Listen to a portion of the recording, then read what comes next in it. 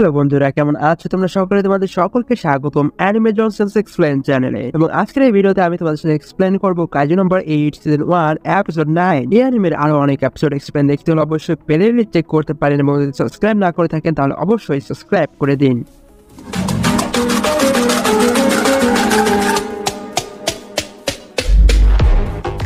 Kafka ছাদে দাঁড়িয়ে relax করছিল, এমন সময় তাদের বেজ অর্থাৎ ডিফেন্স ফোর্সের বেজের উপর একটা অ্যাটাক হয়, যেখানে একদল কাইজু চলে আসে এবং পুরো বেজকে ডিস্ট্রয় করতে থাকে। ডিফেন্স ফোর্সে এই সময় বড় অফিসাররা ছিল না, এই জন্য রুকিদেরকে সবকিছু সামলাতে হয় এবং সকলে সেই কাজগুলো করতে থাকে। এদিকে ভাইস ক্যাপ্টেন হোশিদার সামনে একটা ডাই কাইজু চলে আসে, যে ভাইস ক্যাপ্টেনের কাছে শোনে যে এই ফ্যাসিলিটি সবচেয়ে পাওয়ারফুল কি। তখন ভাইস ক্যাপ্টেন তাকে বলে যে তুমি তো একদমই ক্যাপ্টেনকে মিস করেছো এবং আমি বর্তমানে সবচেয়ে পাওয়ারফুল। এবং সে বলে অর্থাৎ কাইজুটি বলে যে তাহলে তোমাকে আমি খেয়ে আরো বেশি শক্তিশালী হব। হোশিদা এবং সেই কাইজুটার সাথে ফাইট শুরু হয় এবং তারা অনেক বেশি ফাইট করে, এবং অন্যদিকে অন্য কাইজুদেরকে হারানোর জন্য সকলে চেষ্টা করে। এবং তখনই কাফকা বলে যে ওই কাইজুদের পিছনের দিকটা একদমই সফট, ওখানে মারলে তুমি ওদেরকে ডিস্ট্রয় করতে পারবে।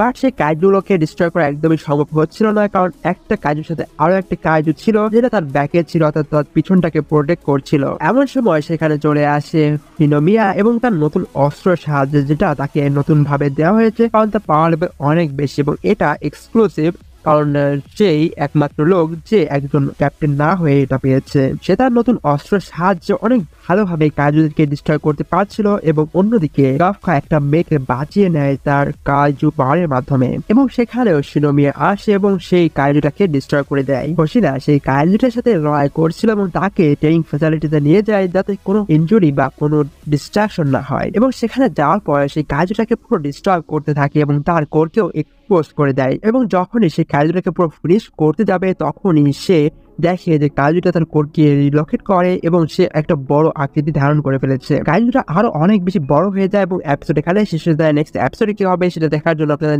এক্সপ্লেন দেখতে হবে এবং অবশ্যই সাবস্ক্রাইব করে দিবেন।